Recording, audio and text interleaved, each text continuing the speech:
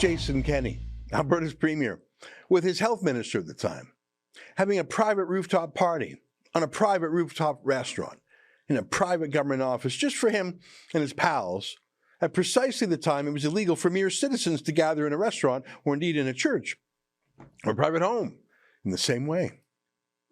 A boozy party. Masks? Are you kidding? 6 feet of separation? Anti-gathering rules? Those are for the little people. It's a spectacular picture. And the building he's in, nicknamed the Sky Palace, they got its name from the notorious luxury that created a scandal for an earlier premier. They just can't stay away, can they? Half of Kenney's senior staff and cabinet ministers were caught sneaking out of the province for sunny vacations when they were telling the little people not to fly. No, look, it's not just Jason Kenney.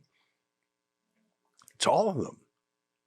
Here's Trudeau partying at the G7 superspreader event. No mask. He refused to quarantine like others had to do. Britain's Boris Johnson was having boozy parties of his own at 10 Downing Street while the country was on a deep lockdown, just for the proles, though. I really don't think there's a single politician or health official who actually followed their own rules. Rules that were often made up out of thin air.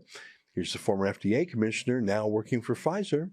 And you're right, the 6 feet was arbitrary. The 6 feet was arbitrary in and of itself. But if the administration had focused in on that, they might have been able to affect a policy that would have actually achieved their outcome. But that policy-making process didn't exist. And the 6 feet is a perfect example of sort of the lack of rigor around how CDC made recommendations. Nobody knows where it came from. Most people assume that the 6 feet of distance, the recommendation for keeping 6 feet apart, comes out of some old studies related to flu, where droplets don't travel more than 6 feet. We now know COVID spreads through aerosols. The initial recommendation that the CDC brought to the White House, and I talk about this, was 10 feet. And a political appointee in the White House said, we can't recommend 10 feet. Nobody can measure 10 feet. It's inoperable. Society will shut down. So the compromise was around 6 feet. They just made it up. But there has been no one worse than Teresa Tam. Just atrocious. Remember, she simultaneously worked for the China-run World Health Organization while also acting as Canada's chief public health officer. Remember that? How can you be loyal to two masters? Why was she working for the UN's World Health Organization while also purporting to work for Canadians? That's a conflict. I won't get into that whole thing again, but she really is just the worst, just heartless and bizarre and weird. Remember this? This is her great contribution to the pandemic. Wear a mask while having sex, Dr. Teresa Tam suggests. Yeah, I don't think I ever want to hear her talking about sex, let alone her giving instructions, let alone such bizarre, obviously unscientific BS. So weird. Say, do you think she followed that rule? I mean, really? So look at this, an access to information document. It's a list of hundreds of flights, including luxury business class flights and enormous hotel bills of Teresa Tam's staff during the period of time she told us not to fly. Countless. While mere mortals were told to stay home or meet with each other by Skype or Zoom, these extremely important people just had to jet around. They just had to. $250,000 they spent on travel during the travel advisory period, as in when they told you not to fly. But the flying is the least of it. Some of these public health bureaucrats, they build $5,000, $10,000, $15,000, $25,000 for hotel accommodations. How? How do you spend $25,000 on hotel rooms in one trip? Well, are you in the presidential suite somewhere? Just what did you put on the room service tab? These are for individual trips. They forced hundreds of thousands of working class people into poverty and unemployment, putting us on lockdowns like we're prisoners.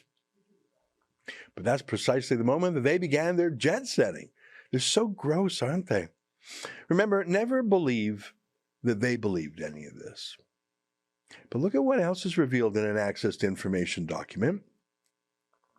Trudeau diverted $14 million from vaccine acquisition towards vaccine propaganda. I'm serious. They took the $14 million from taxpayers. They took it from taxpayers claiming they were going to use it to save lives. But that was just a trick. Once they had the money, they spent it on propaganda. Look at the memo's title here. I'll read it. Approval for funding allocation increase. COVID-19 vaccine misinformation and disinformation. That's what they call anyone who disagrees with the government. Look at that box there. This memorandum seeks your approval to allocate additional funding to address misinformation, MIDI, related to COVID-19 vaccination under the Public Health Agency of Canada's Immunization Partnership Fund. With your concurrence, $14 million will be reallocated from available funding in the MCM3A vaccine acquisition envelope to establish a new funding stream dedicated to reducing COVID-19 vaccine MIDI. MIDI is what they call misinformation, disinformation. $14 million for propaganda? That is incredible.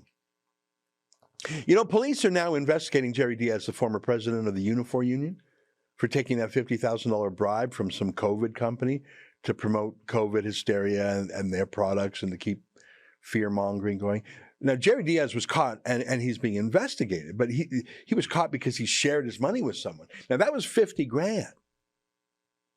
Where did the $14 million here go? Is it just by chance, do you think, that CTV and CBC and Global News are full-time fear-mongers about COVID-19, that all these TV doctors just won't shut up about it?